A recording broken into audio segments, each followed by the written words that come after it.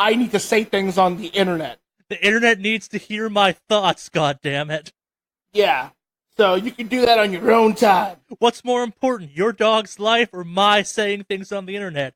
We both know what the correct answer is. If I'm not yelling into this void, no one is. Exactly. You think there are other podcasts on the internet? You think there are other gaming podcasts on the internet? Pshaw. We invented this format, not other people. That's right. I just like the name podcast because it sounds cool. I was high in a ditch and I said, you know what would be a cool thing for internet radio? Podcasts. But it won't really be the radio. It would be a bunch of narcissistic motherfuckers talking about whatever the fuck they feel like, into ranging from really shit to high-end audio equipment, and then posting it in, like, sometimes half-hour segments, or, like, in the really narcissistic cases, like, 2-3 hour segments, or in the truly criminally insane, the, like, 5-6 hour segment style. That's right. And as long as I get my say, everything else is kosher. Yeah. Otherwise, I've got a fucking problem with that.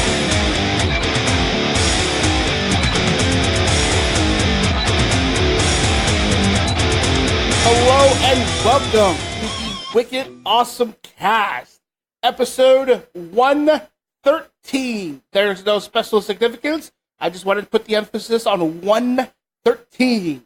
I am, of course, Alex, aka Maeve Online, and I'm joined by my cohort, my podcast partner in crime, if you will, Charlie, aka Mordak. I'm now the recording artist formerly known as Charlie, still Mordak.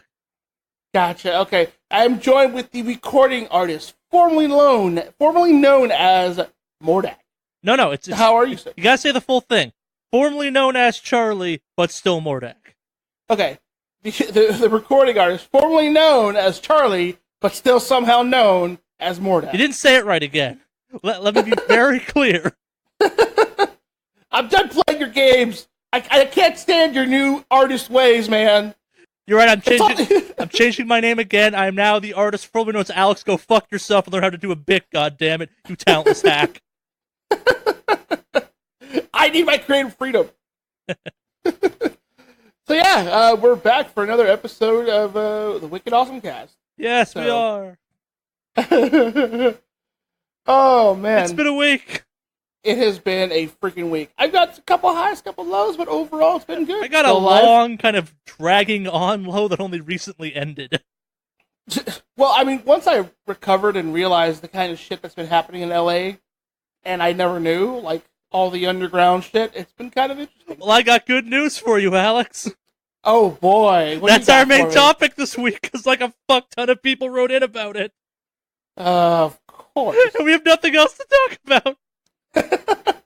That's literally it. There's nothing in the news. Everything else is hot garbage. Nothing we could really sink into. So, like, literally we received 10 emails that were like, can we get a podcast dedicated to Charlie's version of LA? And Alex freaking the fuck out about it. Did you think I was kidding when I texted you that? No, I knew 100% the story goes. Very rarely do you deceive me when I walk into the podcast. Fair enough. Yo, shit's about to go down. God damn it. Yep. Yeah, so we're going to talk about all sorts of crazy LA Underground stuff. But before we dive into that, we do have some game news bullshit we got to cover because we are a gaming podcast. But first, let's talk about our lives. You want to go first then? You running this podcast this week. I'll go first. So I didn't do much in the kind of gaming space last week. My dog Scrump managed to pull a bag off of a table, and it spilled a leaf all over the floor, and she ate some. So me and Jen spent the majority of the week shuttling my dog back and forth from a day vet to a night vet because she weighs 9 pounds, and a leave's formulated for something that weighs significantly more than that, and leave is super bad for dogs.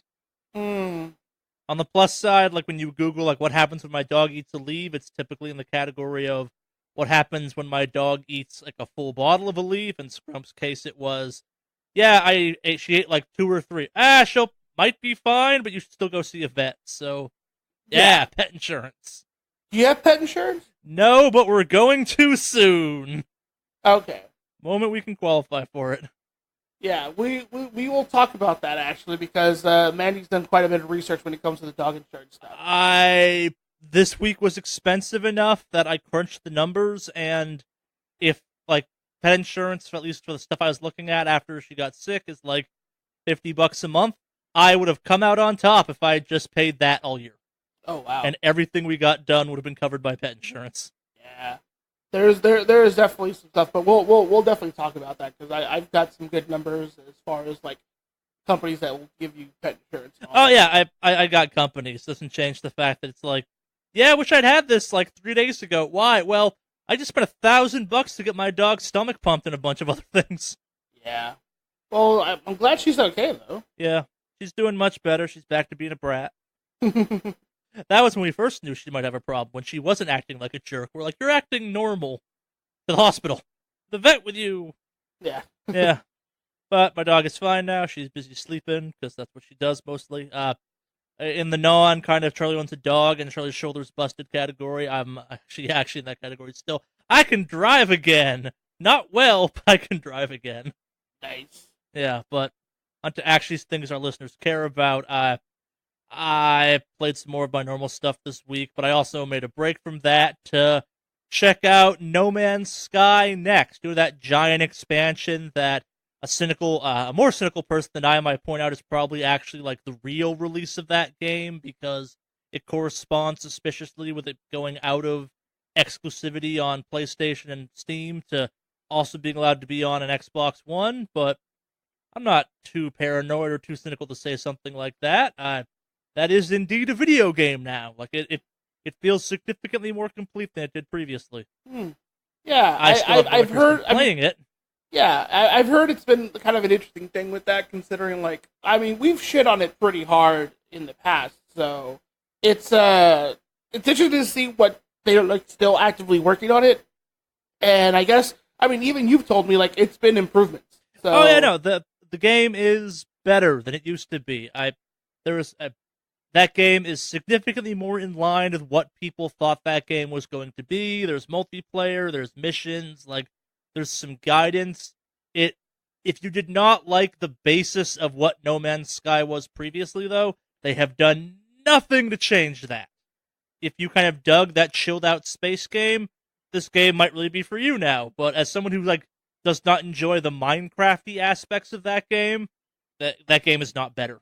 It's still very much the exact same game. Like, you drop onto planets, you mine, you keep moving. Like, it's for those of us that really want to adventure. And I guess to kind of invoke Star Citizen for the umpteenth week in a row, despite all of my best judgment, like, there's a comparison that can be made where Star Citizen has a very kind of heavy combat, what I'm going to call more traditional gameplay loops to it. Like, it's very mission-driven. It's very, very, very mission-driven, very kind of combat-oriented. No Man's Sky still isn't. Like, the combat's better in ships, but it's definitely not the focal point of that game. That game's very much kind of a, like, go for a fucking walk on a planet. Yeah. Mild survival mechanics. Yeah. Well, that's cool. I'm glad they're still working on it. So, it's a new expansion that's coming out for it, or is it just a big patch? I didn't pay money for this, so I think it's a patch, I guess, technically. Oh. One might equate that the jump in what this game was originally to what it is now would be equivalent to the game leaving early access. Mm-hmm. Like, this is a pretty major jump.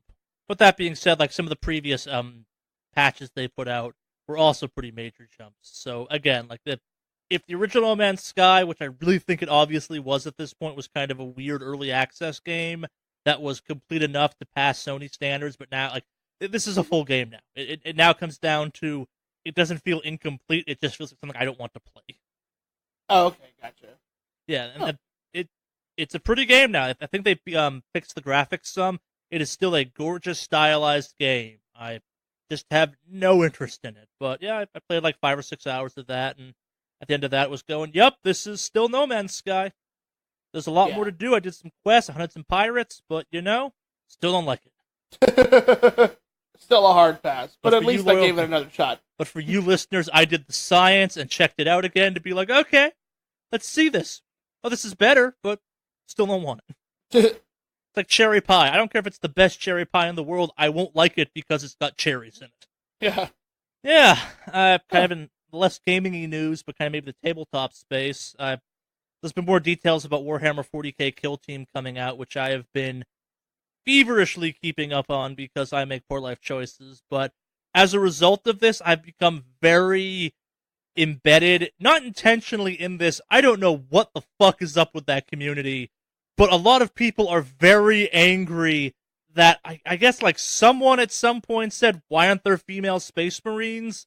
But now as a result, like my personal YouTube is just choked with angry tabletop YouTubers being like, there's no reason there to be female Space Marines. And because I'm a contrarian, I'm like, but why not? Who the fuck cares?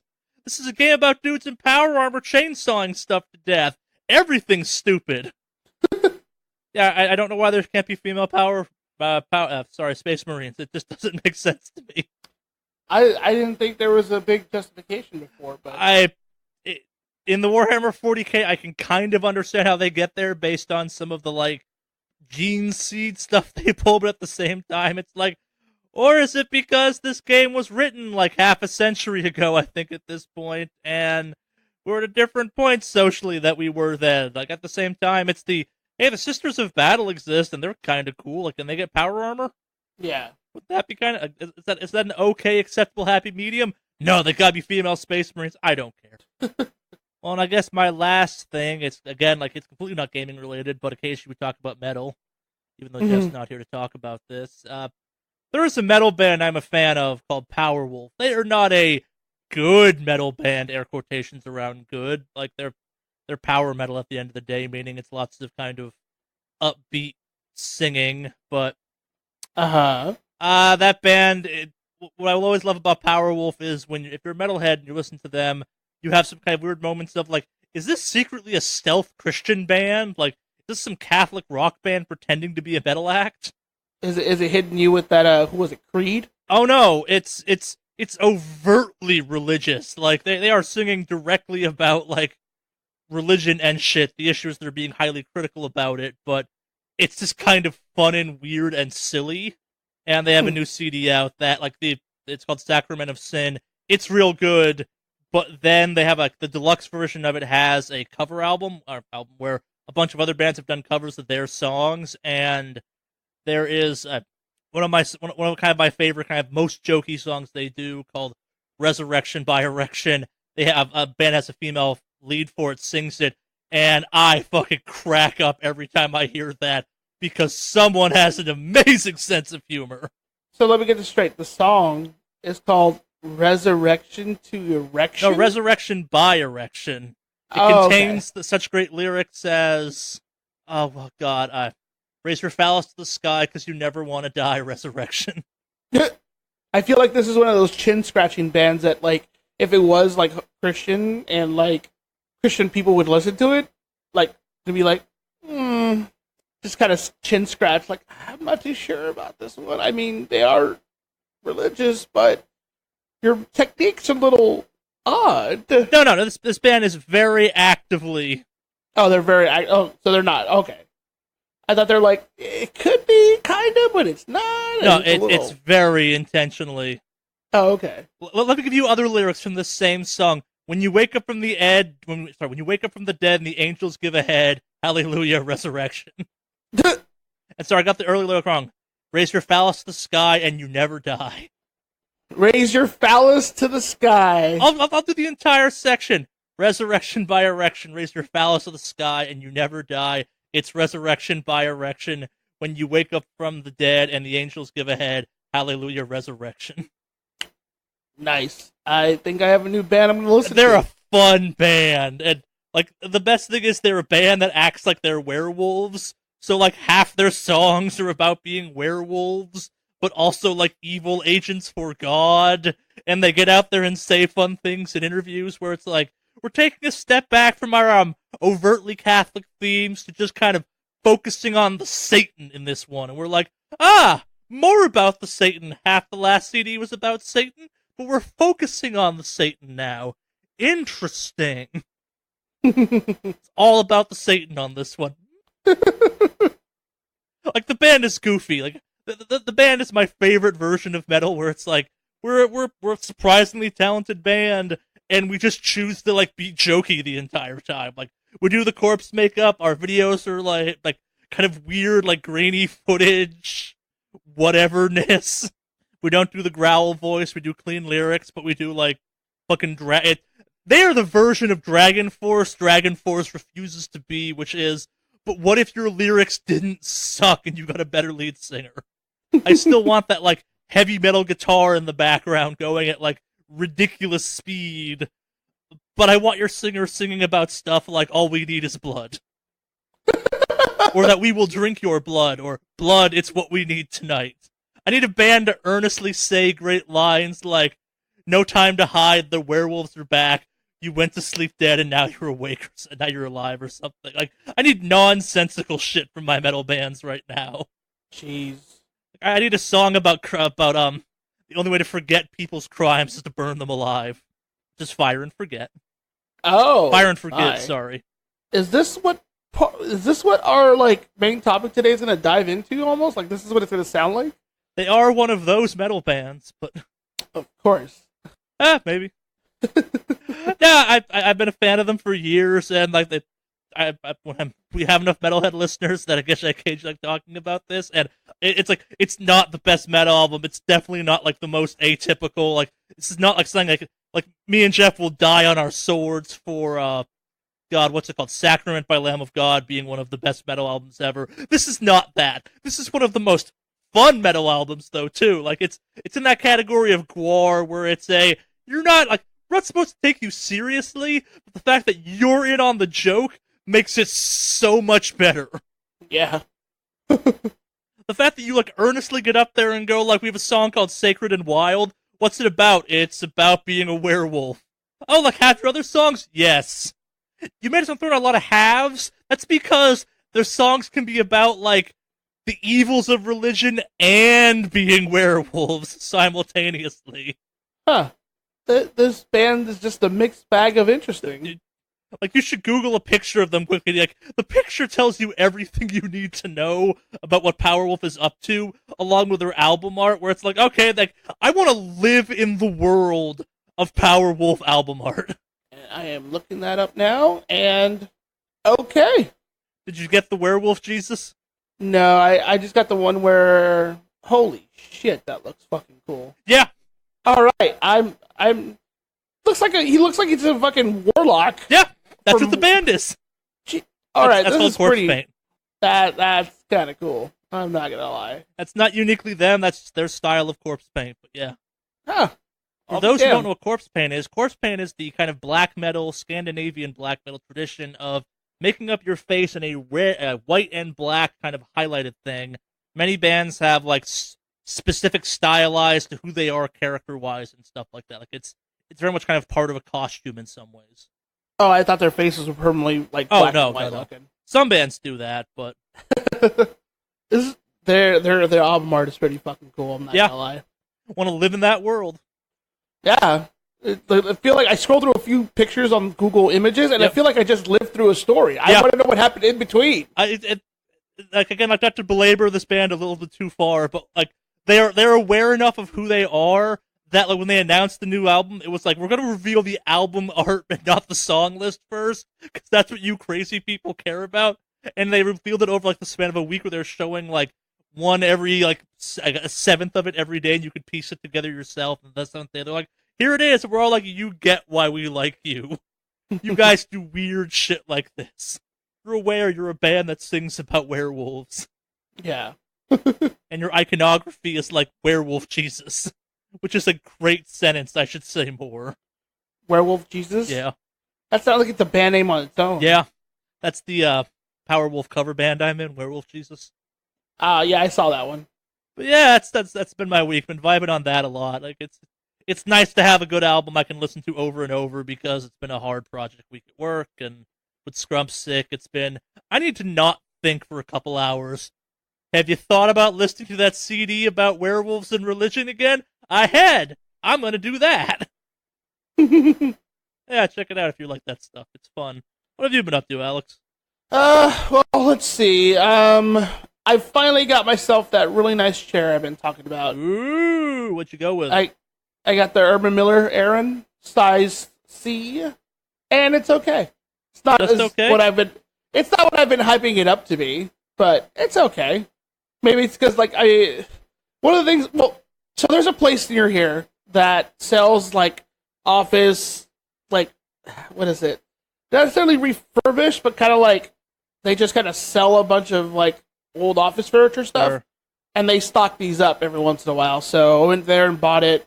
Wasn't bad. I got it for like $500, which is So I'm looking cool at the and all. price. I'm like, you bought a $500 chair. Yeah. So it's not bad. It's nice. I will say the wheels on it suck on carpet because they've already That's been falling every apart. wheel ever on carpet. Yeah, I got the one of the wheels is already broken off on it. Oh, Thing. that's bad. Yeah. I can tell you how to fix your problem.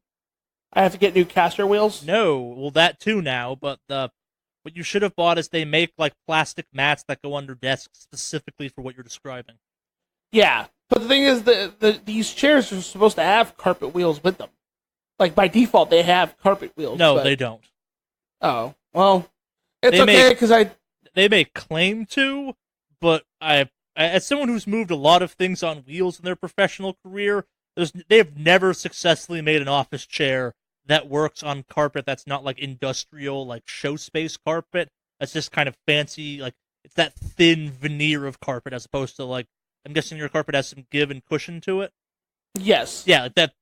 They have never successfully made an office chair that wasn't like attached to like a real car wheel that worked on that stuff ever. Oh well, I got to replace the wheels on this Yep. then.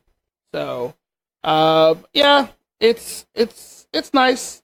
Does cushion the ass a little bit odd when I sit up a certain way, but overall, I gotta say I do kind of like it. And I do have 30 days. If I don't like it, I can return it and I get a Ooh, full that's cool. refund. Yeah, it's a 30-day money-back guarantee, but I don't know how they'll take it back if the wheels are a little bit messed up. So, who knows? But yeah, got my chair and it's nice because I'll be needing it because I'll be playing a lot more WoW in front of my computer. I almost opened up WoW this morning. Huh. Yeah, you'd be in for a doozy. They redid a bunch of stuff. I don't know why. I'm like, I should play WoW right now, followed by, why would I do that? What is wrong with me? Yeah, there's actually, you know what class you should probably give a shot just to try it out? Demon Hunter? Survival Hunter. I don't like Survival Hunter. Have you played Survival Hunter? Not in many years, but the idea of Survival Hunter was never... They revamped the That's entire the trap spec. one, right? No, it's not necessarily traps anymore. Now it throws bombs and it throws snakes and summons eagles. It's the gadget one. It's the Batman one. That's stupid. Yeah, but it uses a spear now. It doesn't use a... It's basically the one more like the one hunter the orcs used to follow that had a spear. Let Let me see. I'll look him up. I still think the fact that I can't equip a melee and a ranged weapon on a hunter is a monumental misstep. Like, that's what made that class cool. It's Rexar. He did not have a spear. He had an axe and like a hammer or something. Okay, well, he has that, and I guess that would be the one. I get the idea. That's like, because you get like double pets and stuff like that too, right? I think... No, I think that's Beastmaster. Maybe. Beastmaster's Rexar, but I don't know. Yeah, Beastmaster was always supposed to be Rexar because that was like the melee build for hunters that fell in that weird category of, why didn't you just roll warrior? Because I want pets. Okay. Yeah, so I guess Rexar is kind of what survival is now because they've got his melee weapon and they've got a pet. So, yeah, it's interesting, but I figured maybe you'd like that because it's a pet class, and I know how much you like the pet classes. Pet classes are great. They messed up that class in meaningful ways when I didn't like. The dead zone system was fucking annoying, but from a kind of gameplay standpoint, it's what made hunters really interesting. Mm-hmm. Like having transition, like, okay, fuck, I can't shoot them anymore. Guess I gotta go ham on them with this axe. Yeah. Okay. Yeah, I play a hunter class to have that pet run out and like melee shit, and then I get to shoot it from range. And if it got close, I got to melee it then too. I get why they changed that. It was kind of like you had to have double gear, which was weird, but at the same time, like That's what made playing a hunter kind of fun for me, where it was, shit, I gotta keep my bow and my sword in check. Yeah. Well, yeah. I figured I'd throw it out there because they revamped it. I don't know. Yeah, like Chuck's you were bombs. talking about that demon warlock last week where it could have like a fucking mob, and I couldn't stop thinking about how silly that would be as a goblin. Yeah. No, that's definitely a thing. Yeah. So, yeah, that's the, it's just demonology warlock. Yeah. That's what that is. Yep. No, So. I still have my boost a character up to max level token thing from when I got back in. That's like, I could just do that and have a full power demonology warlock. Huh. Might not be a bad idea. Yeah. I don't know. It's handy. summer. Maybe maybe the tradition will be like every summer Charlie flies south for the summer months to play World of Warcraft or something. Maybe that'll be a thing. Because during the rest of the season, I don't have time for WoW. But like during the summer, it's I could use a grindy game. Yeah. Well, you'd be in for quite a bit with this if you jumped on the WoW bandwagon. Yeah. So, because they're redoing, I guess the numbers also for leveling are kind of jacked right now, so you might also want to wait a little bit. Yep. But yeah, between getting my chair and mentioning WoW, I am officially applying to a WoW rating guild. What the hell does that mean? A rating or writing? Rating. Okay, so I think they said writing. I'm like, what the fuck's a WoW writing guild? Yeah. We are the ones who chronicle the world of Warcraft. Yeah, I'm going to very much just start writing about the stories of the world of Warcraft.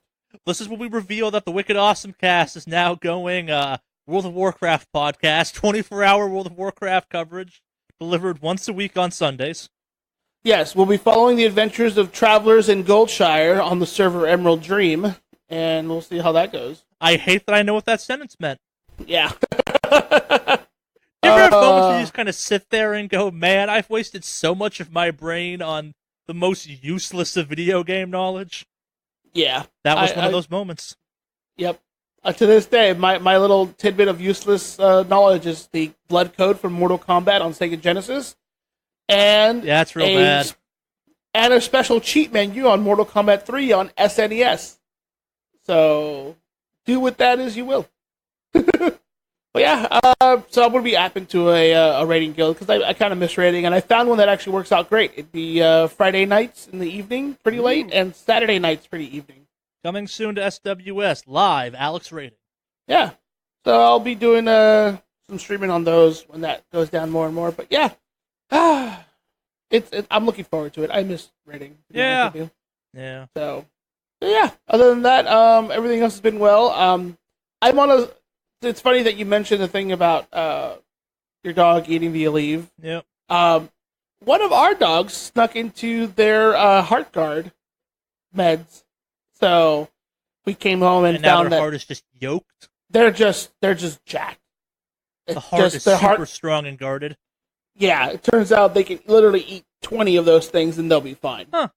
So good for us. But we were worried at first, because we're like, oh shit, it just ate a bunch of heartworm medication. And it's like, no, they'll just be fine. Yeah, you're smart enough to have a dog you could induce vomiting on without taking it to the vet. Like, part of having a pug is its esophagus is so fucked up, it's well, you could make it vomit, that might make it choke itself out, though, too. So, go to a vet. Yeah. No, this is the biggest dog, too, so it'd be really easy if I needed to do that, but it's okay. She's alright. That's good. Yeah. But needless to say, we were pretty fucking panicked for a bit. Yeah. But yeah, it worked out fine. Yeah. But other than that, I mean, it's been kind of a slow week, just doing my work stuff. Looks like my girlfriend's schedule's finally changing, so we're finally gonna have one day off together. Ooh.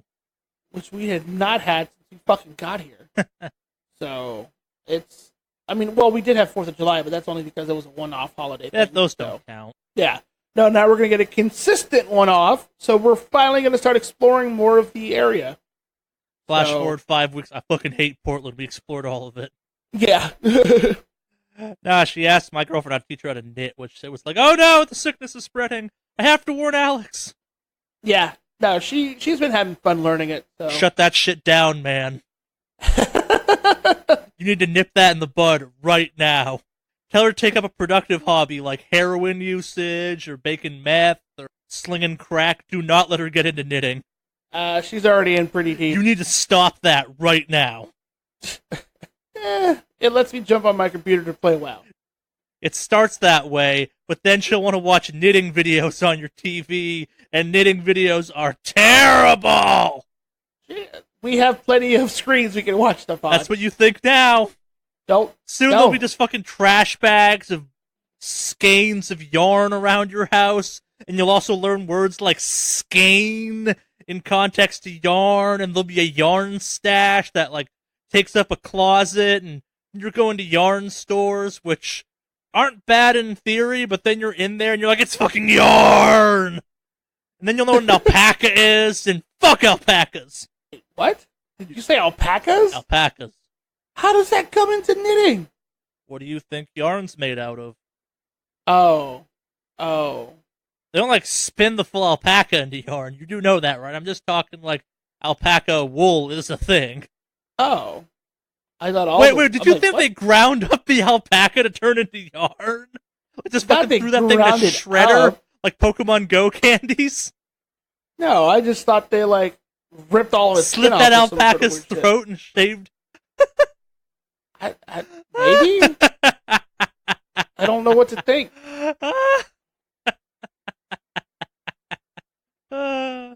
Poor alpacas. But anyway. You need to shut that knitting shit down, though. Okay. Well, I'll start burning everything today. Or don't, whatever. Be supportive, but also knitting is the worst. But yeah, other than all that stuff happening... Never not have your house be itchy now, ever again. But yeah, other than that, everything is kind of going nice. Getting ready, like I said, for the new expansion. So WoW has taken up a huge majority of my gaming time, so... Like, what do you have left to do in WoW at this point? Oh, just getting alts geared up and squared away, so that way, at least when I start to level them, they're decently geared to go into the new expansion, because otherwise it's a pain in the ass. See, that was always I always loved leaving an alt or two way below where they needed to be, because then you got to, like, really feel the expansion. It's like, nah, you have to scrap your way through the entire time. Yeah, no, fuck that noise. I'd rather have some decent gear going into fair. it. I won't have any of the cool legendaries that makes it really easy, but at least I'll be able to grind out with some decent gear. So I getcha. Yep. And I think I finalized my character going into the expansion right now, which is going to be my Demon Hunter. So congratulations. Thank you. It's always a hard decision to make when you're trying to figure out what alt or what character you'll be diving in with. But I do also really like the Enhancement Shaman. I've been playing a lot with that recently. So who knows? Might go Enhancement as well. But we shall see. Yeah, that's pretty much it for me. News time? I think it is news time. Now, none of this flare bullshit. It's done. I already said it. I already did the sound, and I'll do it next week and the week after. And you know what? I may add more to it. May you drown in wool.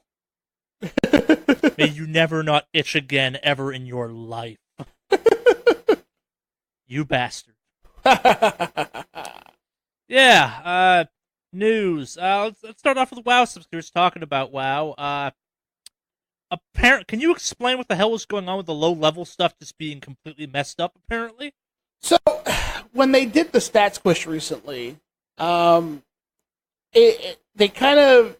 There was some... In their testing, it looked like the numbers were fine, but I guess when you went into it live, some of the mob stuff in relation to the scaling was broken. So, it was taking people a while to kill one minion for quests and stuff like that. And they also kind of broke some of the XP you're getting from leveling. So, it's this weird place. I guess apparently it started a little bit back in 7.3.5, but it's been very obvious here in the new expansion with the big stat squish. So, it's pretty much kind of in a weird place right now. I know that once you get to the Broken Islands, leveling up is fine, because I leveled up my Enhanced Shaman this past week. But it's that weird, like, up to 100 grind right now that's a little bit odd, especially in the lower levels. It's just kind of weird. And so the community's made a lot of posts about it. They've been very vocal about this, but it looks like just recently Blizzard themselves responded, and they're saying it's kind of this weird thing where they don't want to just do a blanket tweak with the numbers, because they're realizing they'd have to go through every single mob in the game and adjust their numbers. Because apparently that's what they did before. So when they did the first big stat squish a long time ago, they had to manually go through and find all the mobs and everything in the game and reduce the numbers. So I think when I dropped off, they had just done that implementation, and something felt off back, and that's kind of why I stopped playing, where it was, this is too long now. Like, the time to kill was too long all of a sudden. Previously, it was too short, but now stuff was taking time. yeah.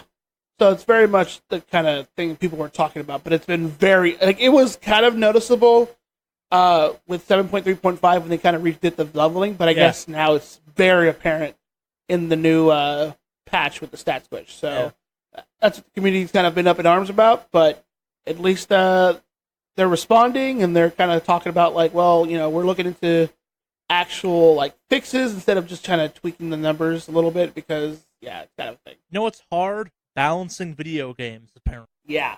Well, especially ones that have, what, decades over 10 of years? shit Well, code, yeah. probably still. Yeah, decades of old code stuff written in there, so. But yeah, that's pretty much what they've been talking about. Oh, fair. Moving on to that, so a lot of kind of fluffy news this week because it's, again, summer and slow news week, but apparently someone data mined the WoW beta and found a fucking fish mace. And that may be why I want to give that game another chance, because that fish mace looks dumb. Yep, and the physics on it are apparently really nice. It's real good! Yeah, it's not like it's just a stiff fish. No, like it's all floppity. Yep. Yes, I about damn time they brought the weird back to that game. Mm-hmm.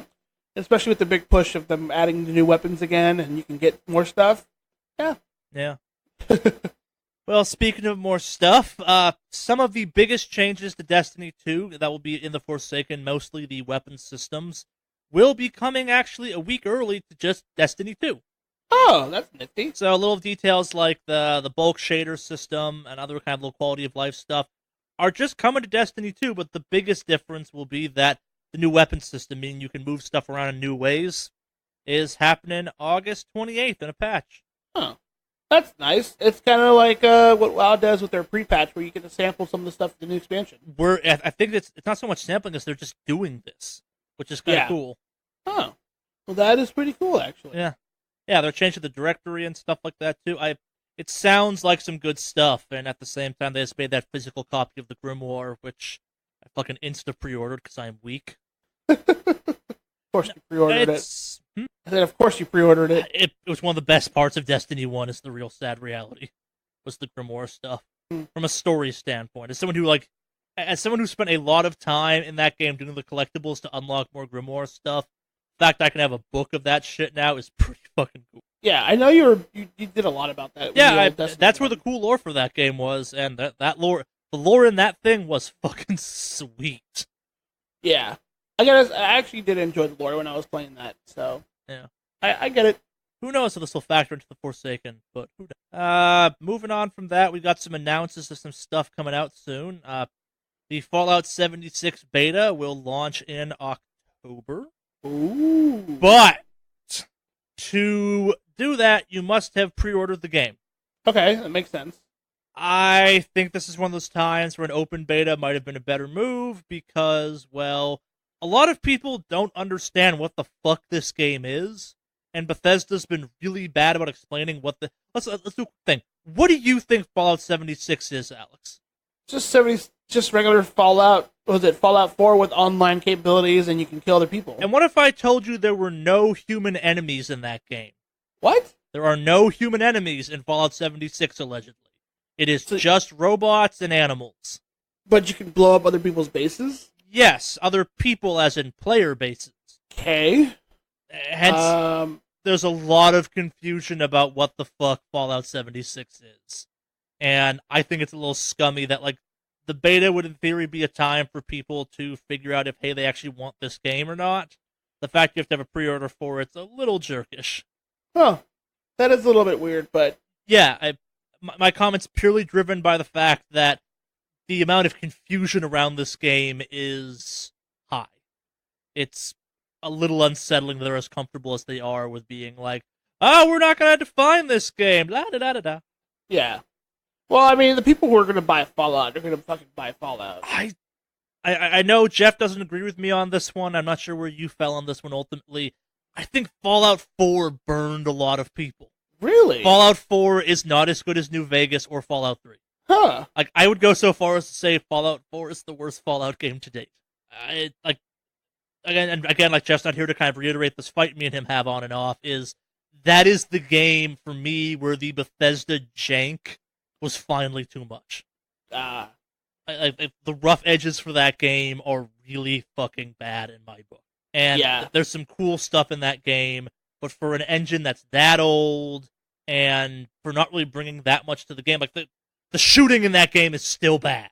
It's better than Fallout 3 and New Vegas were, but it's still like it's now just where it's like a bad first-person shooter from that standpoint. I don't know. I did not like Fallout 4, and I know I'm not the only person that has that stance. I know lots of people like Fallout 4 a lot, but it did not go over as well as Fallout New Vegas or Fallout 3 or Skyrim. Well, I don't know. I've always heard really, really good things about it, but there's parts about Fallout 4 I like a lot. It is not as good as Fallout 3 or New Vegas are. Gotcha. Did you play Fallout 4 at all? No, okay. I have not. Yeah, like the PC version of that game is a little bit fucked, or at least it was at launch. Not PC, the console version. The PC version, like the difference was so bad. A couple sites were saying like the PC version is a 4 out of 5 game. The console version is a 3 out of 5 game. That's how big these differences are. Wow. Huh. Yeah.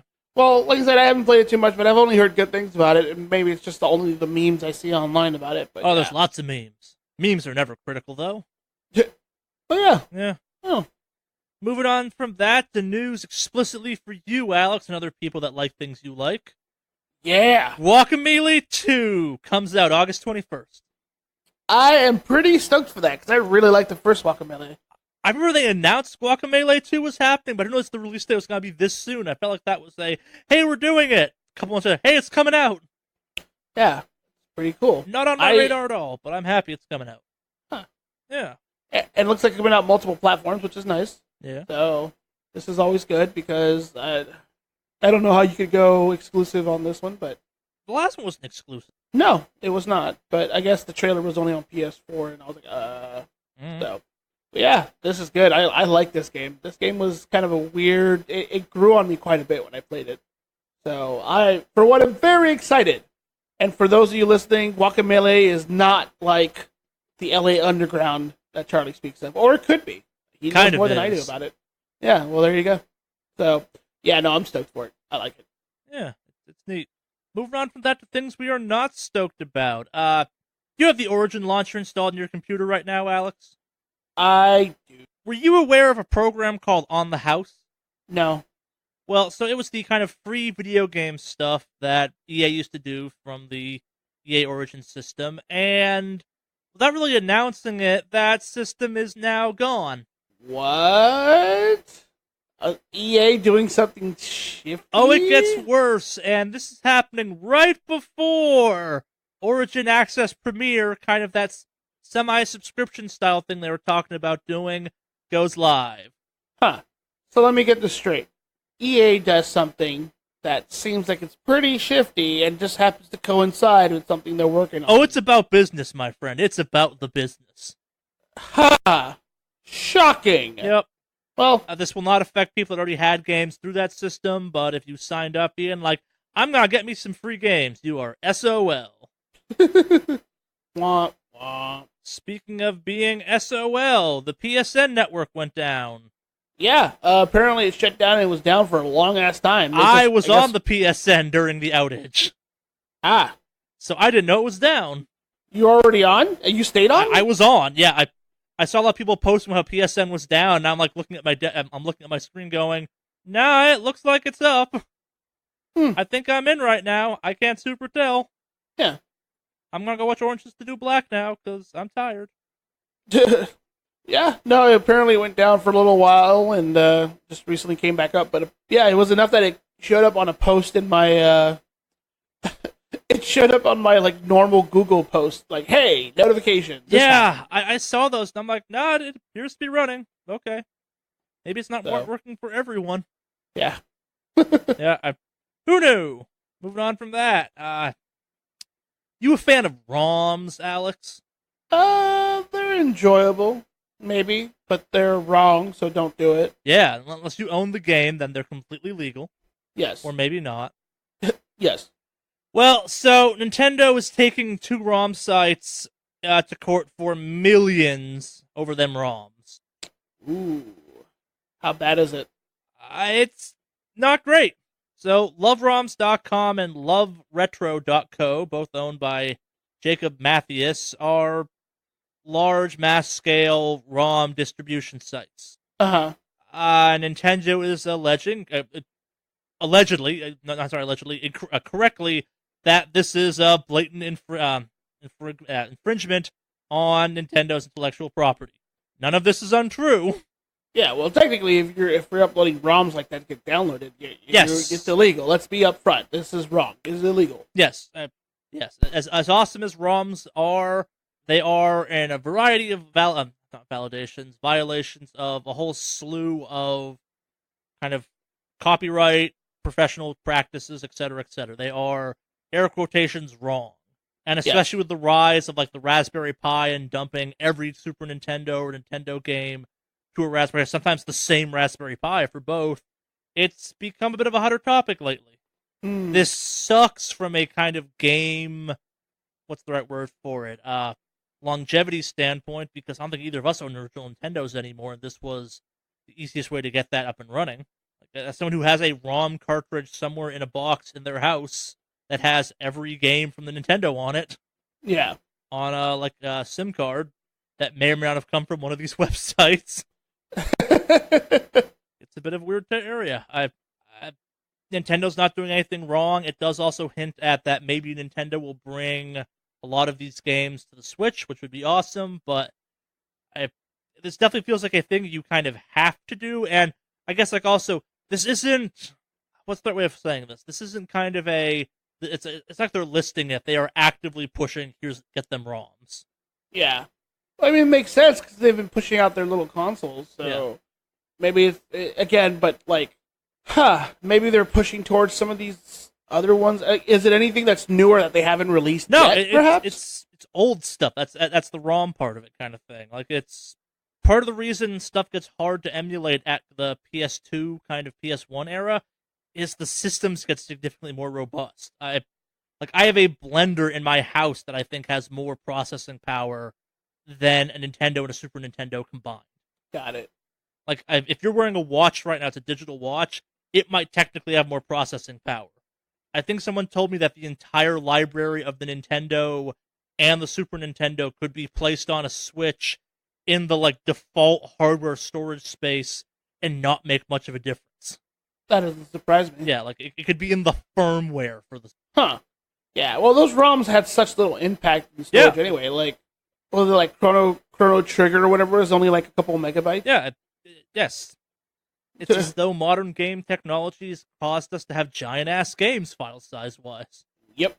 Remember, there was a time where the idea of a gig anything for data was like, oh ho ho, Mr. Government Secrets. Right.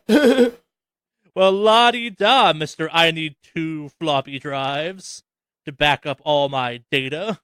Shit, go back 10 years and tell someone you have 8 RAMs of memory in your computer, and they're gonna be like, what the fuck is wrong with you?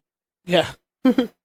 8 gigs of RAM. Sorry, I forgot to go there for a qualifier. It's why?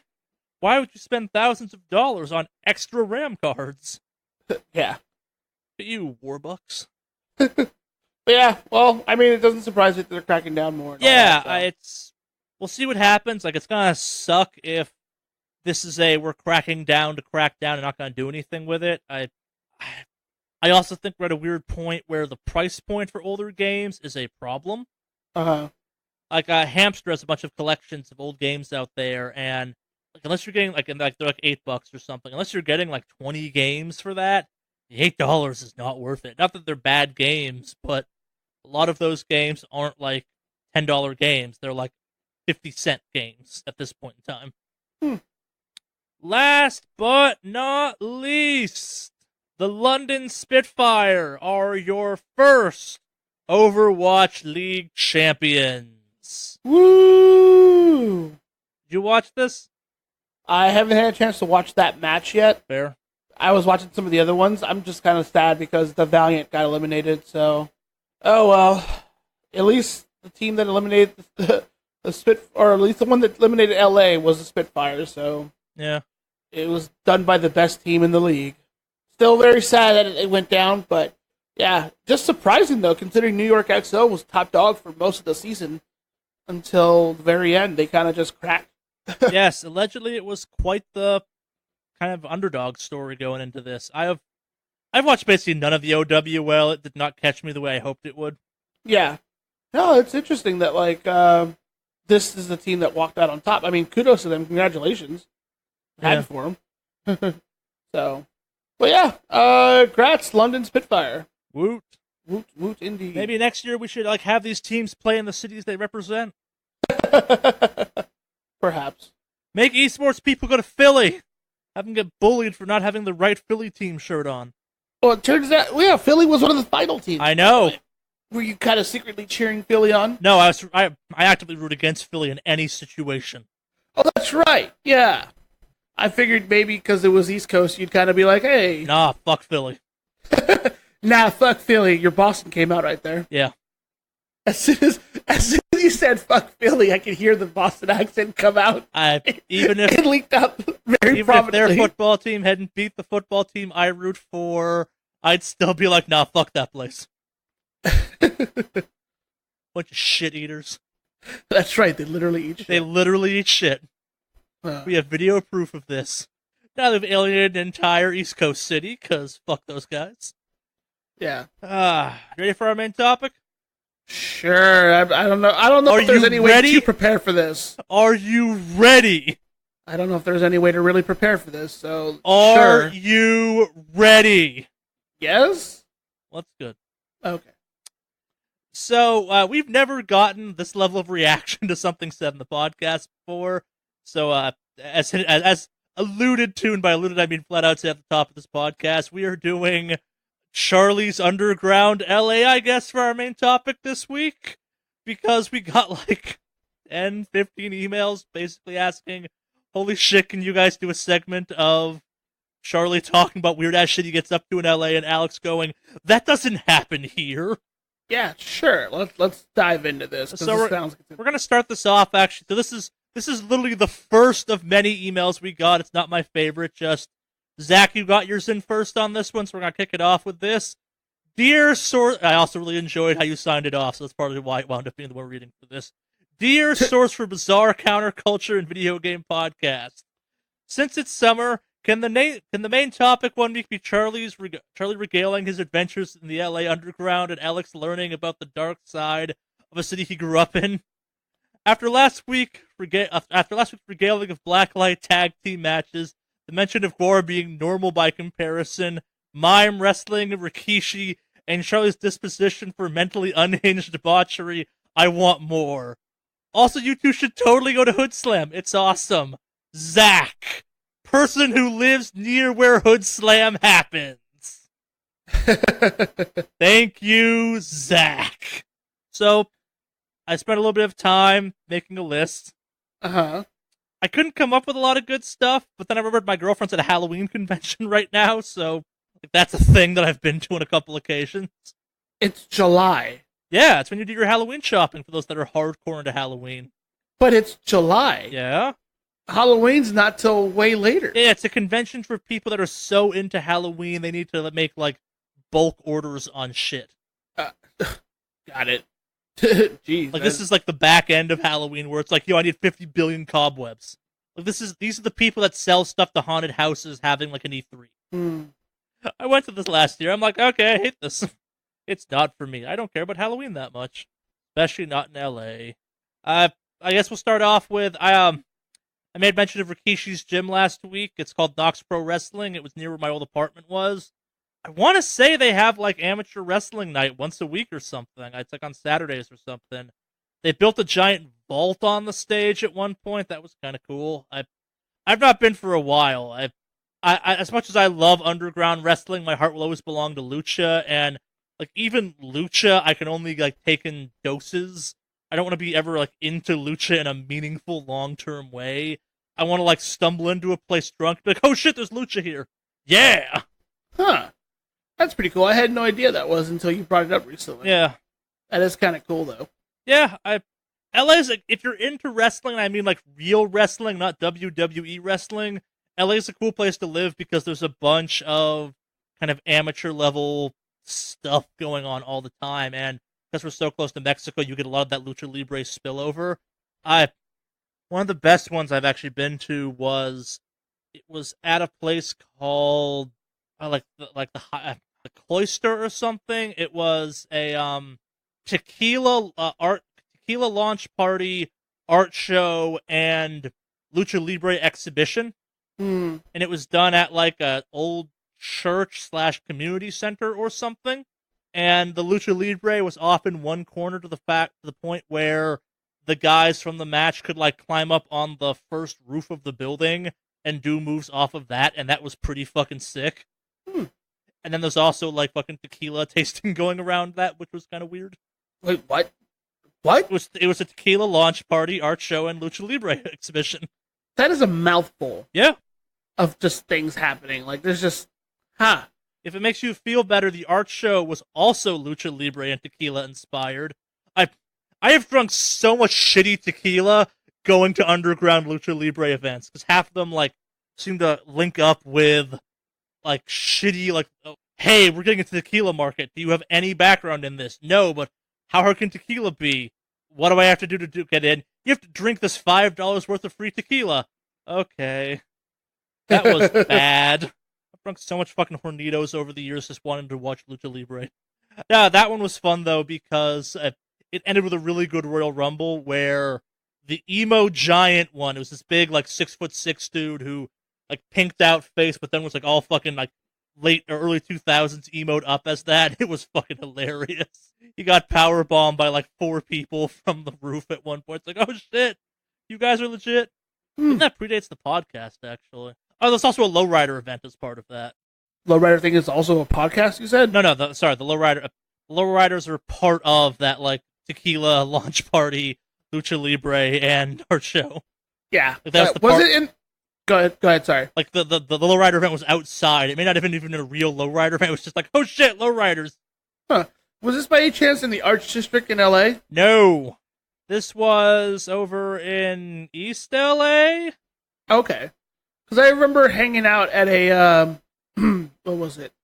I was at the Art District in LA getting some food and drinks, and all of a sudden this lowrider, like, convoy rolled out of this one shop that I didn't know was the actual shop, and they just started loading it up like crazy, just walking, like, driving by. I'm like, holy shit, well, I'll be damned. So I figured it might have been related to that. That would have been interesting. No connection. I've been to a lowrider show, though, too. Those were fun. Yeah. Being the one white guy at a lowrider show. Dude, everybody can enjoy a lowrider show. I'm talking real lowrider shows. Yeah, and I'm not. I'm talking where no English is spoken for 8 hours. Lowrider, there are lowrider shows where people speak English. They're just like the... Those aren't the ones I go to. No, I've been to those too. They're fine. I fucking love lowriders. Like, there's... Maybe it's cultural appropriation, but, like, I fucking love muscle cars, and the fact that there's an entire group of people that appreciate muscle cars as, like, they're ridiculous and we should do ridiculous-ass shit to them is amazing. Something I've always loved. Like, I don't love lots of old vintage cars, but muscle cars, fucking yeah. Make that El Camino pimp. Shit car truck now looks fucking sweet. Yeah. I didn't get as far on this list as I wanted to. I could talk about Terminator 2, the Judgment play. Wait, what play? Okay, this is a good Judgment one. 2? This is a good one then. So there is a live action version of Terminator 2 you can attend in LA called Terminator 2, spelled TOO, Judgment play. It's got mild audience participation and has a splash zone for blood. Is that like the Rocky Horror thing they do at midnight on Saturdays? There's one for Terminator 2? Yep. That's such an odd movie to pick. Dude, I've been to Scream the Musical in LA. That was similar. Scream the Musical? Okay. Like, Scream? Okay, well, Scream I kind of get, I guess. No, you don't. It's a horror movie. Yeah, but I mean, I kind of get They made up songs for it. It was a musical that people got straight ganked in. Oh. Like Repo the Genetic Opera, or Evil Dead the musical. Both of these are real things. But here's like I get like I get Rocky Horror. It's a very cult classic show. Sure. Terminator is such a kind of a weird pick for a film to do this for. Not really. What? How? No. Okay, explain to me some of the stuff they do on the show that would justify it being like one of these like live play-esque kind of shows. It takes place in LA and it's Terminator 2. Like if you're gonna pick any of the Terminator movies, you obviously pick Terminator 2 to make a live stage show out of. I'm still just so confused by the idea of it. This group does some other stuff too. I'm blanking on what other shows they've done. That's kind of their thing. Terminator 2 is just their ongoing one. Okay. They do some fun, weird stuff. Huh. Like it. Maybe you don't see it this way, but like Terminator 2 is synonymous with LA in my brain because of how many like those famous scenes happen in like the LA river and stuff like that. Uh-huh. Like well, I mean, yeah, you definitely see a lot of LA in that movie. Yeah. That's just interesting to me that's the one they pick. It does well. It sells out most nights. Wait, it's a multi-night event? It happens like once a week or like the first Thursday of every month or something. Oh, okay. For a minute there, I thought you meant it was like every day. Oh, no, like, no. What? How are they, like, how many people are they getting to show up if it's every single day or at least 4 times a week or something like that? But once a week, I understand because that's what the Rocky Horror does. They do one day every week. Yeah. So, if you had told me this was a thing, I would have been like, I don't believe you, but I guess I do. That's just so weird. I don't know. I can't still wrap my head around that fact that that's the movie they picked. But whatever. Cult classics are cult classics. Yeah. Like you mentioned Rocky a bunch. I've been to the LA Rocky crowd. That is a hardcore group. Mm-hmm. Too hardcore. Really? Rocky Horror is much for you? I have love for Rocky Horror. I guess I was never into it the way lots of other people I know were. Rocky Horror is where I went as a teenager, hit on goth chicks, and that was about kind of my relationship with that. It was great that there was like, hey, women I find attractive, and a thing that kind of kills 2 hours at 1 a.m. in the morning. Fucking great. It sounds good. Yeah. I'm on board. That sounds like a thing I'd be down to go check out. The LA stuff, like there's 2 major groups, one in Long Beach, one that happens in Santa Monica. I've been to the Santa Monica one. The Long Beach one is like the sister company of the Santa Monica one. They take that shit seriously at both of them. Yeah, no, they're pretty hardcore about it. I think me and Jeff talked about this. He went to see that at some college or something. I won't tread that one too much. Worth talking about Repo the Genetic Opera and Devil's Carnival? Wait, you said that really fast and it blew by. Is it worth talking about Repo the Genetic Opera and Devil's Carnival? The fact that I don't know what the fuck you're talking Fair about. enough. I don't know how, but I found myself very entertained by this subgenre of horror movie-esque musicals. They're not great, but they're a lot of fun. And like back in 2008, something called Repo the Genetic Opera got made into a movie. It was a play beforehand, and they were gonna make a sequel, and they couldn't quite get the rights for it. So instead of doing that, they made something called Devil's Carnival, which had a whole like across America tour. That I caught the ending LA leg of it, where it was me and my girlfriend at the time. The thing showed at like 11 p.m. at night at some movie theater down in Santa Monica. Again, I think. I don't remember which one it was. But it is like around the block, just like fucking goths and people in like ringmaster hats, and then just me being like, yep, I'm actually here to watch the movie. I think the girlfriend at the time had like a neon blue mohawk for the event, and we went in going like we're probably gonna be the most normal ass people there in some ways. We were not prepared for being like, holy shit, we really are the most normal ass people here. Hello, Cirque du Freak, we've missed you. I get stuff like that. I just have to every once in a while. So I was thinking about this actually. I was making this list, and it's probably better off telling the story of like how half this weird ass shit happens to me. So there's a venue in LA called Jumbo's Clown Room. Ever been to it, Alex? Nope. It is not a strip club. It is a house of erotic dance, which is a weird distinction, but one you have to make in LA. It's got lots of aerialists and shit. I have never successfully been inside Jumbo's. This is only important to the story because a lot of my kind of crazy-ass night stories involve one of my dirtbag friends being like, yo, we should totally go. Us getting there, the line being stupid long.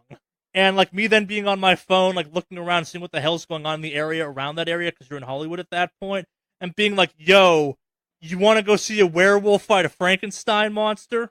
If you had told me that, I would say yes. And then winding up at, like, Nerd Fight Club or something, yeah. Maybe I've been inside Jumbo's once. I feel like I've been in it once, but, like, half of my weird-ass LA stories start with, like, me and 3 or 4 of my friends outside that fucking venue being like, I am not waiting 2 hours for this. And then us going, like, opening up our phone, yo, you want to go see clowns play Super Nintendo in a death match? Define death match. They have, like, low-voltage tasers they get hit with when they die. Fucking yes! You and I have lived 2 totally different Los Angeleses. It's amazing. Like, we make a lot of jokes about how, like, I don't think fighting game tournaments without horse heads are real fighting game tournaments. But when I was making this list, I realized I used to go to, like, my first year I lived in LA, there was a video game meetup group that had, like, a once-a-month tournament that totally had people in horse head masks show up for it. Like, half the room was board game people, and the other half was us, like, hardcore video game nerds just yelling about Street Fighter, even though all of us sucked except for, like, 4 people that showed up. You know, I lived in LA for most of my life, and I never once ran into all this crazy shit. Every time I hear more and more about the shit that's going on, but then again, it's Los Angeles and it's huge. I shouldn't be fucking surprised. Well, and I think but then you tell me... Like, the difference is you've lived here your entire life. I moved from fucking, like, middle of fucking nowhere suburbia in the Northeast to Pittsburgh, where I got to go wild. Let's get into kind of, like, who Charlie is when it comes to weird-ass shit. I have a college dorm mate who has a story of me kicking in the door to our dorm room in, like, a fucking trench coat, combat boots, and, like, goth makeup going, get your fucking coat, we're going out, and him going, where? And I go, I'm not telling you, get your fucking coat. And then me throwing him over a shoulder, grabbing his coat, carrying him to the bus stop, putting him on the bus, and then us going to a Voltaire show in, like, downtown Pittsburgh, and him being like, you gotta tell me we're going? No. And at the end of the night, he's like, that was pretty cool. I'm like, yeah, I told you it would be. He goes, you could have told me we were going to a concert. I'm like, you wouldn't have gone if I did. Huh. Yeah, like, I grew up in a place that had fucking nothing going on, kind of, so I've always, it became kind of a go find your own fun. So I very much became I'm gonna go find my own fun, and, like, it's why I go to so many shows, because I didn't have the chance to when I was growing up. It's like, that's far away and long. I'd love to go to that, but no. Like, Lucha Vavoom, I guess. I only found out about Lucha Vavoom because I was trying to find a place to take blacksmithing classes, and I wandered into a place that, like, the guy that does, like, Man-at-Arms, that YouTube channel where he recreates weapons from video games and stuff, I thought he maybe did classes, and he doesn't. But the dude was there just kind of hanging out, and we got talking. He's like, yeah, I used to go do blacksmithing class. I'm like, okay, cool, whatevs. He goes, like, have you ever been to Lucha Vavoom? And I go, no. And he goes, it's happening tonight. And I go, what is this? It sounds awesome. And he goes, hey, here's a ticket. You'll hang out with us. You might get to catch a midget. And I'm like, what is this event? Hey, come hang out with us. You might see a midget. No, you might get to catch a midget. One was thrown at him last year. Oh, wait, what? To be fair, I've caught a short person. I've caught a little person at a wrestling show once or twice. Huh. It's Lucha Libre. People get thrown. Well, yeah, but I didn't think they'd throw midgets at people. Nah, into the crowd. Huh. Yeah. Again, I say, huh. Yeah, no, I know. I think it's more just, I'm looking for a good time, and a good time often is, like, fucking weird-ass shit. For better or worse, like, have I ever dragged you to something that afterwards you weren't like, that was kind of cool? No, actually, I will say no. That you have definitely always delivered, like, with Guar and everything else, so, yeah. No.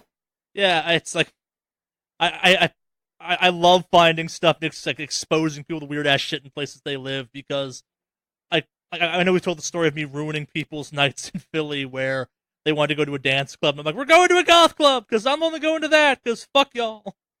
I have been to a goth club before. They're alright. Which one? I don't remember. Fair. It's been about maybe 8 years ago. Out of your goth phase? Yeah. Well, no, I just went there because I had a couple friends that were in the goth stuff, and I was just like, okay. Those are the best reasons to going to stuff where it's like, it's not your thing, but your friend's like, dude, I got tickets to this. Like, fucking yeah, whatever. Let's Yeah. go. Let's go and watch roller derby on Valentine's Day. That won't be weird. And it wasn't. It was awesome. Yeah. Yeah, no, it's weird. Like, you're one of those people that, like, it's not a shot. Like, it's the... I've known people that I've told I've been to stuff like Lucha Vavooms when that happens a lot, where it's like, oh, I've heard about Lucha Vavoom. I always wanted to go, and it's like, then fucking go. Oh, I don't know. It's Lucha Vavoom. I'm like, yeah, it's a show. You buy tickets, they're overpriced, you show up, then you're like, I fucking went to Lucha Vavoom. Cool. Yeah. I wanted to do Lucha Vavoom before I left LA, because that was the one I was excited about here. Yeah. Like, it's a thing, so. Yeah, no, it's bizarre to me how many people in LA just go, oh, I always wanted to do X, and I've never done X, and it's like, X happens every weekend. Why have you not gone? I'm going there right after this. Fuck, that's actually probably a pretty good story. I have a friend who lives over in West Hollywood who is maybe the most normal person I go, and I kind of got mad at him one time where I realized he was inviting me to, like, his dinner parties and shit like that. Like, again, like, the most normal-ass person I know. Like, to use the phrase of the young people, dude is a basic-ass bitch. I have told him this to his face on numerous occasions. And, like, this one I'm kind of hanging out because I'm trying to sober up so I can ride my motorcycle home. And it's like, I just don't get how you get to go out and do all these cool things. And I go, okay, pick a weekend next month. We'll go out. You can witness LA the way I do it. I know you're from here, which is why it's kind of weird that you're so amazed I get up to this shit. But, like, pick a night. We'll go out. We'll do some shit. Like, we won't go full hardcore Charlie. You won't find yourself at 4 a.m. drinking tequila in the back of a truck with some people that may or may not be cartel. That won't happen to you, but we'll go do some shit. And I flash forward 2 weeks. He shows up in, like, a polo shirt and khakis, and I'm dressed like me normally, and I go, okay, guess we're doing this. And he goes, where are we going first? And I go, we're going to Redwood Tavern. What's that? It's the pirate bar. Like, as in pirates serve there, or the bar is for pirates? Yes! Redwood Tavern is my favorite bar in LA. Please don't ruin it. Well, now everyone's going to show up. Everyone who listens to this podcast, now they're going. No, so we went from there to there's 5 or 6 really good tiki bars in LA that I'm a fan of, most of them. So we hit a bunch of those and, like, didn't do anything too crazy. I think that may have been the one time I actually went into Jumbo's because we got there at like 2 a.m. in the morning and they're like, no line, fucking awesome. Let's go in for a couple minutes. 10 minutes later, I'm leaving now because I don't want to be here anymore. Let's go somewhere else. Go back to a bar. There's alcohol in there. It's overpriced. I know that night ended with us in the back of we helped someone finish unloading their apartment into their house. And they're like, hey, if you want to hang out for a couple minutes, I have some friends who are going to drink and, like, barbecue in the back of this U-Haul. And I thought that was the fucking dumbest thing ever. So we totally did it. But we're up at, like, the fucking Hollywood sign in the back, hanging out in the back of a U-Haul on a couch that he didn't take out because he's going to throw it out the next morning, just grilling with a bunch of people we never met before. He's like, what the shit? And I'm like, welcome to How I View LA. I'm going to go punch the Hollywood sign. I'm going to go punch the Hollywood sign now. I did not make it. You've never punched the Hollywood sign? I have never punched the Hollywood sign. You sound really disappointed by that. That's something I've always wanted to do. Mostly because that sign is disappointing as shit when you get to see it in person. That I know. That's one thing I was like, even though I was born and raised in LA, I knew that sign was just disappointing. Yeah. I didn't feel like going, fuck that, don't care. Yeah. It's one of those ones, I have punched Plymouth Rock, I punched the Empire State Building, I have not punched the Hollywood sign. Do you just have a punch hit list? I have a list of things I have found disappointing that deserve to get punched. Most of them are buildings. This sounds like a punch hit list. Yeah, kind of. Like, what am I gonna do? Knock over a building? No, I'm not a monster, but it's like, disappointment. Yeah. Taj Mahal, not disappointing. Empire State Building, kind of disappointing. Oh, you're just a building. Stupid. Fuck you, building. Redwood Forest, probably not disappointing. Golden Gate Bridge, probably disappointing. Yeah, I got nothing more on this one. I racked my brain, just couldn't come up with lots of good stories, except the ones I had, I guess. But, like, I just go out and do. Yeah, I just go out and do stuff with, like, family and friends, but I don't think I've ever done some of these next level things you've done. Those things are next level, too. Like, some of them are just me getting involved in, like, the remote control tank league out here. Uh-huh. Where it's like, it's a bunch of old army guys that like to race tanks, little remote control tanks, and make them fight, and I have no interest in doing that, but I'll watch the shit out of a tiny tank battle. It's adorable and weird. Especially when they're doing it amongst other bigger tanks. Like, we have a fucking tank museum out here in LA that is just some dude bought a shit ton of tanks and a parking lot and put a shit ton of tanks in that parking lot. It's kind of cool. And on like Sundays in the afternoon, they have tank battles there with tiny remote control tanks. So it's like, oh, it's the big version of the thing you're driving. Adorable! Who's gonna be a big tank when they grow up? It's you! Ah, it shot me in the leg with a BB bullet. So, yes, you did. Yes. Well, I guess that means it's time for emails. Emails? What? If you want to contact us, Alex, how would you go about doing that? It's very simple. We have an email address you can send all these messages to, and that email address is wickedawesomecast@gmail.com. Again, that's wickedawesomecast@gmail.com. Spells as it sounds, down the show notes, etc., etc. And kind of keeping that theme of keeping Alex uncomfortable, we're going to go right into the first one, which is, hey, Wicked Awesome Cast. I think the phrase stripper and wrestling show was said last week, and now I need to know if either of you are frequent club attendees. Charlie seems to be the type to have a favorite club and spot, but I don't know about Alex. Carroll, Louisiana. And the title of this email is, have you ever been to a strip club, for clarity?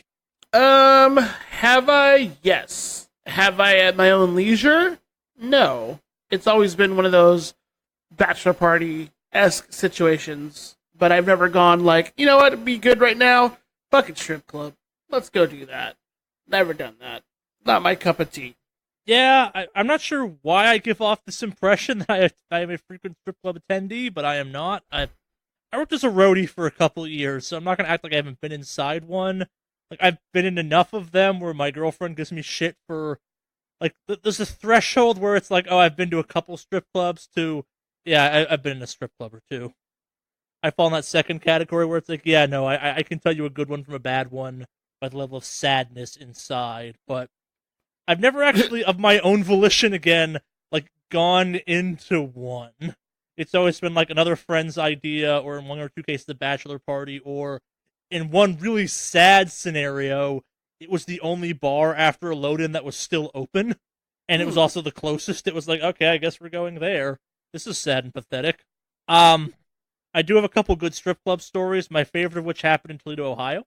Toledo, Ohio. I was working for a children's museum exhibit at the time. Of course. Toledo, Ohio is a city in Ohio, meaning it's a place. We were moving this museum exhibit from Toledo, Ohio to Flint, Michigan. So this was the high point of this leg of the tour, if you will. Because we're in Toledo, not Flint. But it's Wednesday night. We are at some bar. Me and the two people I work with on the show are there. We're having dinner, kind of thing. As you do when you're on the road, you eat a lot in bars, FYI. And some just sleazy ass dude, like, wanders up behind us and goes, hey, you guys want to go to a strip club? And me and the guy I'm working with both go, no. The woman who was our manager goes, which one? And this like makes the guy's eyes light up, and he hands us 3 free drink and entry vouchers for Polecats, which is directly kind of across the street diagonally from where we're having dinner. And we're like, I didn't notice that previously. Not surprised, but it's Wednesday, and we're not going to no strip club in Toledo, Ohio on a Wednesday. Me and the guy I'm working with go home. Manager stays out. She takes our free entry passes, etc., etc. Next morning, we're at the site, kind of loading up the museum exhibit. She goes, so I went to Polecats last night. And me and the other guy were both kind of like, okay, that's choice, and we don't want to know. And she goes, no, you need to know. I couldn't get through the door. And we're like, because it was sad in there? Because she goes, because it was sad in there. And the guy I'm working with goes, like, I didn't want to know what the talent in Toledo looked like on Wednesday. And I go, I don't want to know what the talent in Toledo looks like on any day. I don't want to go to a strip club ever. It's just sad in there. Yeah, they're just never been my cup of tea. The other good one I got was I had a friend that didn't realize the place was a strip club until we were inside. Mm-hmm. He thought it was a restaurant. And to his point, it looked like a restaurant from the outside, minus a couple very specific clues, but he managed to miss them. They advertised a buffet. He was not wrong. There was food inside. That was a weird evening. Moving on. Thank you, Carol, for writing in for that last one, actually. Now we're moving on. Hey, Wicked Awesome Cast. Last week you guys were joking about how slow noses in the summer, which does seem to be true, but only if you never talk about Fortnite, which you two don't. I don't think either of you two play, which is maybe the reason that never makes the news. But do you truly dislike the game or something that you won't talk about it? From, you put the name Granny on here, but I'm guessing that's not your name, but okay. Fortnite news isn't worth, like, we talk about it when it's important, I guess, but at the same time, like, we're not just a news podcast. Like, we're editorializing it some, we're giving our thoughts and opinions on it, and most Fortnite news is, yo, we put this weapon in the game. Yeah. Other news sites are already doing that faster and better than we are. I don't hate Fortnite, I just don't play it, and, like, if they did something I deemed newsworthy, we'd definitely talk about it. I suspect if they did something Alex deemed newsworthy, they'd definitely talk about it. I think we talked about how, like, they nuked the map a couple of weeks back or something. Yeah, that was the thing a little while ago. They also just recently put out a gun that's stupid overpowered, and I think they're nerfing it. Yeah. But it's an SMG. But yeah, no, I've played Fortnite a couple times, actually. Not recently, but I mean, we do talk about, well, we don't talk about it mainly because there's not much extra to really talk about it. So yeah, kind of a weird thing. No, and I guess like it's why do we talk about Destiny stuff as much as we do? Fortnite's not controversial. Like, there's not much to dig into on Fortnite. It's just the biggest game in the world right now, and like I may be bold in saying this, but like the Destiny franchise will outlive Fortnite. The World of Warcraft franchise will outlive Fortnite, kind of thing. Like, it's when those games make changes, it's a bigger deal than some Battle Royale multiplayer game where it's like, yo, we changed the map. Like, at the same time, though, too, when fucking PUBG sues Fortnite, that's definitely news. Oh, yeah, because it's drama. You know how much we love drama. Drama! But, yeah. I don't think I have a particular sly against Fortnite. I think it's actually a pretty fun game for what it is. I hate all things that are popular, but I don't particularly hate Fortnite specifically. Yeah. Yeah, I'm joking about a bunch of popular ass shit. The same way that, like, the news, Destiny is controversial. Warframe has a bunch of news happen about it, but also isn't controversial all that frequently. Like, it's, well, like, we talked about that major expansion that happened. Like, I guess Fortnite changes so much that no one thing that happens in it seems special. Like, that's maybe a shitty thing to say, but like, the game is constantly evolving. We'd have to do a daily, like, Fortnite podcast to keep up with all of it, and it would then just be me being like, they added a new gun! I don't play the game, so I don't care. What do you think, Alex?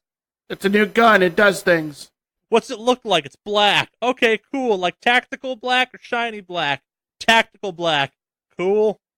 Can I paint it pink? Yeah, you can. Awesome. Yo, smart missiles are back. Guess that made people mad last time. I don't know. Smart missiles were cool in my book. I saw a video of someone riding a smart missile in that game. That seemed pretty cool.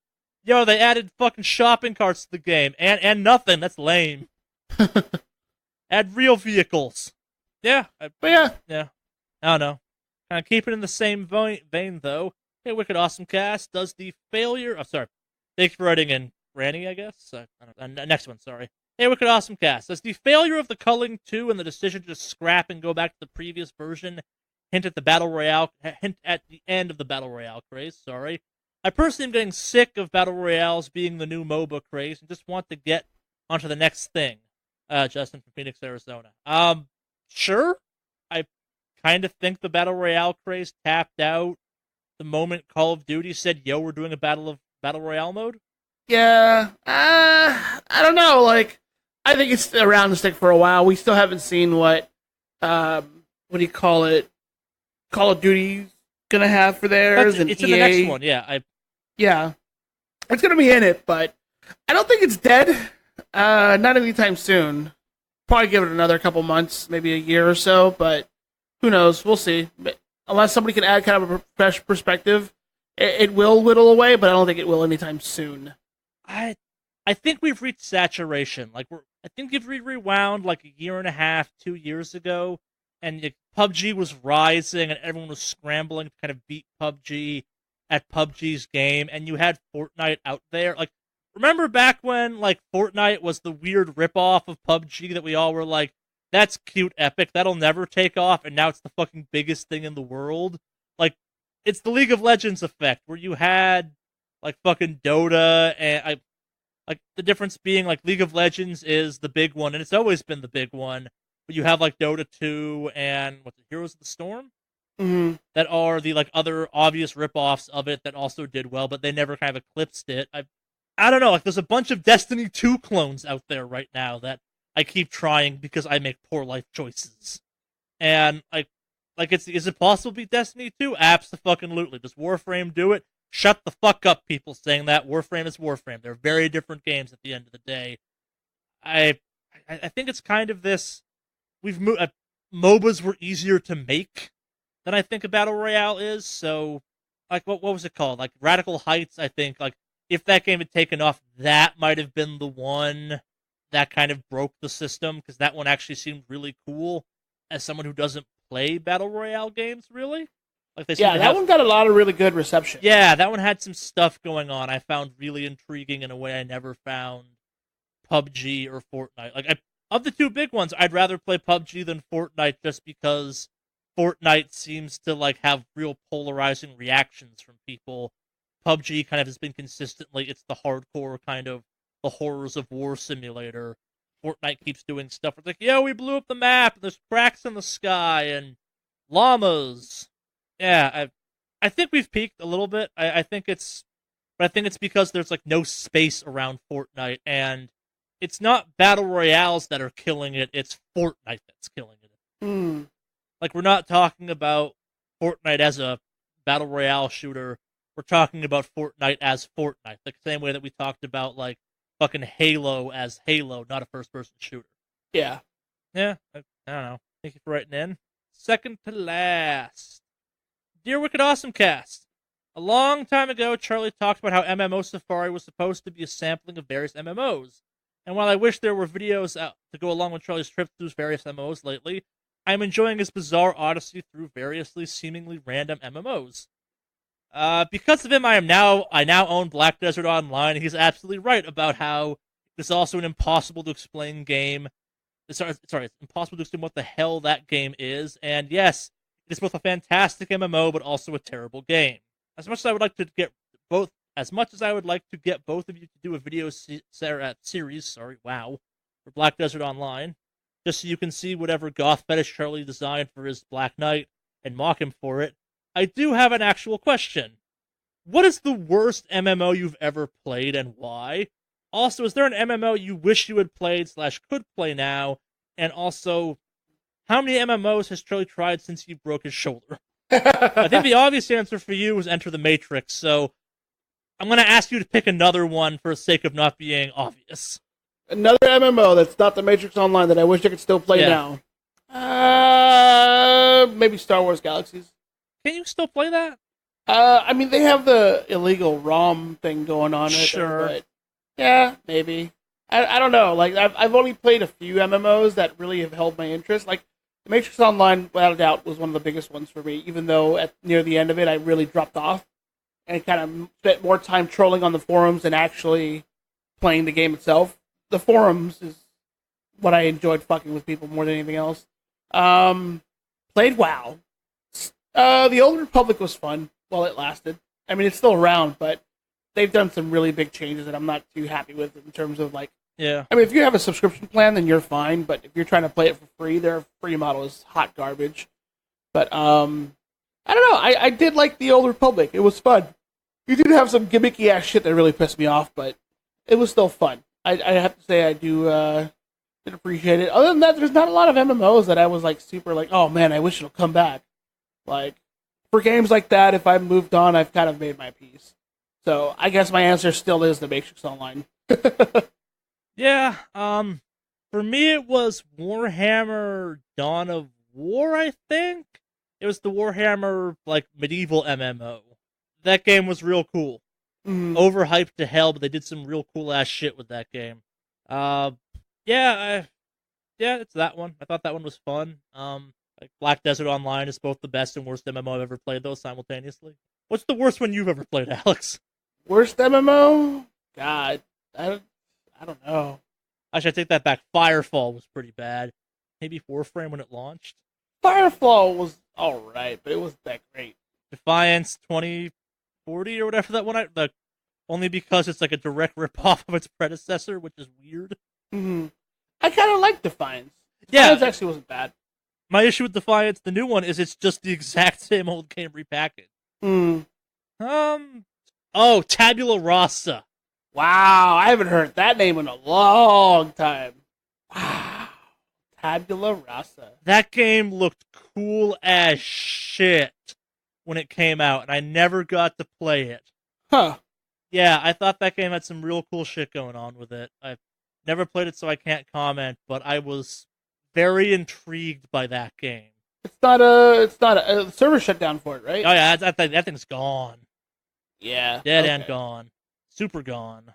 And that's the last question. How many MMOs have I tried since I think I'm up to 15?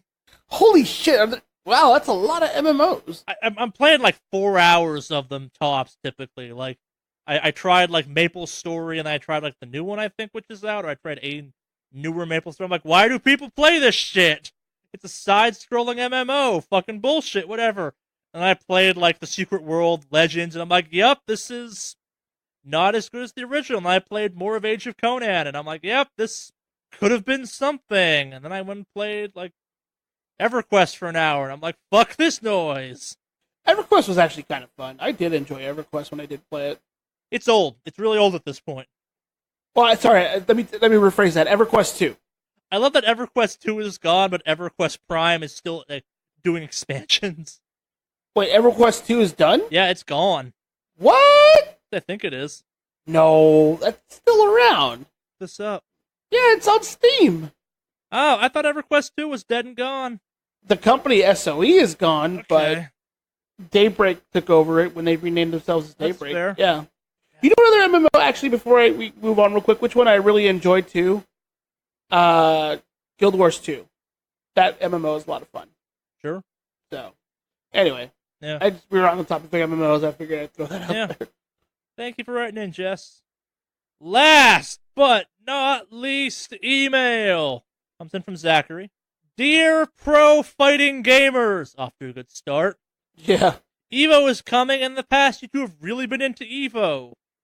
I know every fighting game can't be present, but if you two, given your vast knowledge and opinions of fighting games, were to pick one game or an event or something like that to have at EVO, regardless of popularity, what would it be and why?